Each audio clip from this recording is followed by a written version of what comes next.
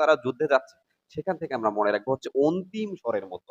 সেখান থেকে আমরা তার পরের কাব্যগ্রন্থ মনে রাখলাম অন্তিম স্বরের মতো। আসসালামু আলাইকুম, ওয়ান্স এগেইন দিস ইজ বাইজিৎ। আজকে আমরা শুরু করব হচ্ছে হাসান হাফিজুর রহমানকে নিয়ে পড়াশোনা। এবং হাসান হাফিজুর রহমান বাংলা ইতিহাসে অনেক গুরুত্বপূর্ণ একজন লেখক। তার যত সব কাব্যগ্রন্থ, ভ্রমণ কাহিনী, গল্প এবং প্রবন্ধ রয়েছে, জাস্ট এক টেকনিকে আমরা শেখার চেষ্টা করব। চলেন আমরা শুরু করি। আমরা প্রথমে এই চিত্রটা বোঝার চেষ্টা করব, ঠিক এই চিত্রের মাধ্যমে আমরা এই ব্যাপারগুলো মনে রাখার চেষ্টা করব। ঠিক আছে, এখানে আপনারা দেখতেছেন যে একদল সৈনিক, তার মধ্যে এই সৈনিকটা অনেক বেশি বড়, এই দুইটা সৈনিক হচ্ছে ছোট। ঠিক আছে, তারা ঠিক এই পথটা পাড়ি দিয়ে ঠিক এই জায়গাটাকে বা একটা আলোকিত একটা গহ্বর, আলোকিত একটা গর্ত, এই গর্তটাকে বাঁচানোর জন্য তারা আসলে যুদ্ধের জন্য এই পথটা তারা পাড়ি দিচ্ছে। ঠিক আছে, তো এইটা একটা আলোকিত গহ্বর। এবং যখন কোনো একটা বিষয় আলোকিত কিভাবে থাকে, যখন সেখানে অনেক বেশি সাহিত্য থাকে, অনেক বেশি কবিতা থাকে, অনেক বেশি মূল্যবোধ থাকে, এই ব্যাপারটাকে আমরা কি বলি? আলোকিত গহ্বর বা আলোকিত গর্ত। ঠিক আছে, এই জিনিসটাকে তারা রক্ষার্থে তারা যাচ্ছে। ঠিক আছে, তো এই যে সৈনিকগুলো রয়েছে, এই সৈনিকটার ব্যাপারগুলো দিয়ে আমরা আসলে প্রথমে আসার চেষ্টা করি। দেখবেন এই সৈনিকটা কিভাবে আছে, প্রথমে মুখটা বিমুখ করে আছে না, অপোজিট দিকে আছে না। তার মানে সেখান থেকে আমরা মনে রাখবো প্রথম কাব্যগ্রন্থ হচ্ছে বিমুখ প্রান্তর, মানে মুখটা কি আছে, বি করে আছে, মানে এই দিকে করে আছে। ঠিক আছে, এবং এই মুখ দিয়ে তারা এই সৈনিকগুলাকে ডাকতেছে, না, অনেক শব্দ করে ডাকতেছে। সেখান থেকে আমরা মাথায় রাখবো আর্ত শব্দাবলী। ঠিক আছে, এবং এই স্বরটা কেমন, অন্তিম স্বরের মতো, যেহেতু তারা যুদ্ধে যাচ্ছে, সেখান থেকে আমরা মনে রাখবো হচ্ছে অন্তিম স্বরের মতো।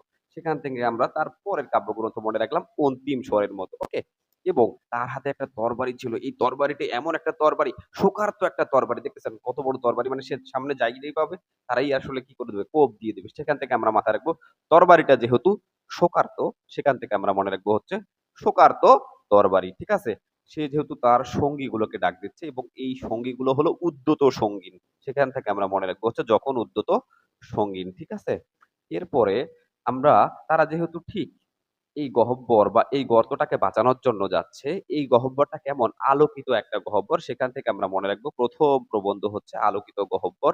এই আলোকিত গহ্বরের মধ্যে তাহলে কি কি থাকবে? নিশ্চয়ই সাহিত্য থাকবে, কবিতা থাকবে, মূল্যবোধ থাকবে। সাহিত্য থেকে আমরা মাথা রাখবো সাহিত্য প্রসঙ্গ, কবিতা থেকে আমরা মাথা রাখবো আধুনিক কবি এবং কবিতা, এবং মূল্যবোধ থেকে আমরা মনে রাখবো হচ্ছে মূল্যবোধের জন্য ঠিক এই কয়েকটা হলো তাহলে তাদের প্রবন্ধ। এই পাঁচটা হলো তার তাহলে কি, কাব্যগ্রন্থ। তারপর আমরা মনে রাখতে পারবো যেহেতু তারা এই গর্তটাকে বাঁচানোর জন্য এই পথটাকে পাড়ি দিছে, তার মানে একটা সীমান্তে যায় তারা আসলে যুদ্ধটা করছে। এই সীমান্ত, যেহেতু সীমান্ত, সেখান থেকে আমরা মনে রাখবো সীমান্ত শিবিরটাই হলো তার ভ্রমণ কাহিনী। যেহেতু তারা এই জায়গাটা ভ্রমণ করে এই জায়গাটাকে রক্ষার্থে গেছে, সেখান থেকে আমরা মাথায় রাখবো হচ্ছে ভ্রমণ কাহিনী হলো সীমান্ত শিবিরে। ওকে, যেহেতু ঠিক এই জায়গাটাতে যখন তারা যুদ্ধ করছে, তার এই দুইজন সঙ্গীর আসলে মৃত্যু ঘটে গেছে। তার মানে দুইজন সঙ্গীর মানে দুইটা মৃত্যু ঘটছে। সেখান থেকে আমরা মনে রাখবো আরো দুটি মৃত্যু, এটা হলো তার কি একটা গল্প। ঠিক আছে, আমরা তাহলে আসলে বুঝতে পারলাম কাব্যগ্রন্থ, প্রবন্ধ, ভ্রমণ কাহিনী এবং গল্পটা কিভাবে মনে রাখতে হবে। তাছাড়া আরো একটা বিষয় রয়েছে, তার কিছু সম্পাদিত গ্রন্থ রয়েছে। এই সম্পাদিত গ্রন্থের মধ্যে রয়েছে হচ্ছে ২১শে ফেব্রুয়ারি, আর একটা হচ্ছে বাংলাদেশের স্বাধীনতা যুদ্ধের দলিলপত্র। হ্যাঁ, এই দুটো খুবই গুরুত্বপূর্ণ। এই ২১শে ফেব্রুয়ারি যে সম্পাদিত গ্রন্থ রয়েছে সেটা ১৯৫৩ সালে, এটাও পরীক্ষায় প্রচুর এসে থাকে। এবং স্বাধীনতা যুদ্ধের যে দলিলপত্র, এটা কত সালে হয়ে থাকে সেটাও কিন্তু পরীক্ষার হলে এসে থাকে। এবং ২১শে ফেব্রুয়ারি এই যে সম্পাদিত গ্রন্থটাও রয়েছে, সেটা ভাষা আন্দোলন ভিত্তিক প্রথম সাহিত্য একটা সংকলন।